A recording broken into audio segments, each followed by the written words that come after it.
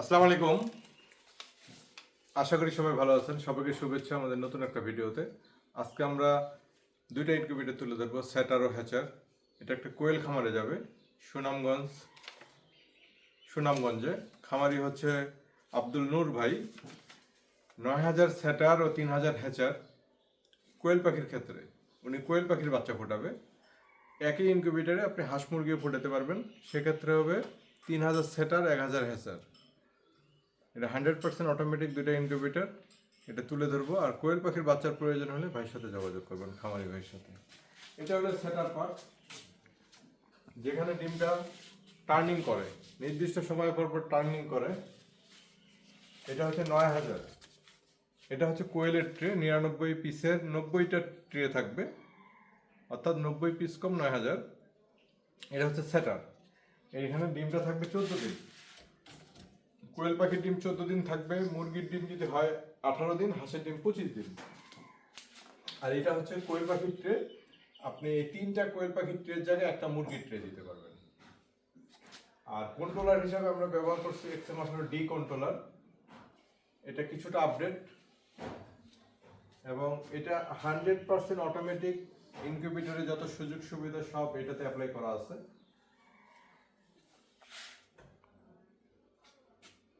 এটার সাথে হ্যাচারটা উনি নিছে ৩,০০০ ক্যাপাসিটি, ৯,০০০-এর সাথে ৩,০০০, অর্থাৎ উনি 5 দিন পর পর দেখা গেছে 3,০০০ করে ডিম বসাবে কোয়েল পাখি।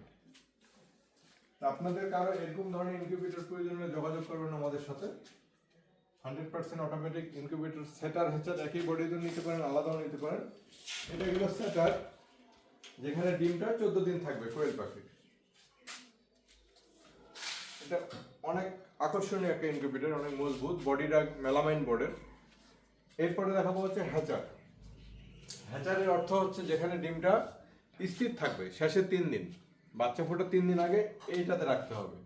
এটা স্থির থাকবে এবং এখানে তাপ আর্দ্রতার কিছুটা ভিন্নতা আছে, একটু কম বেশি লাগে, তাপ একটু কম, আর্দ্রতা একটু বেশি। এখানেই মূলত বাচ্চাটা ফুটবে।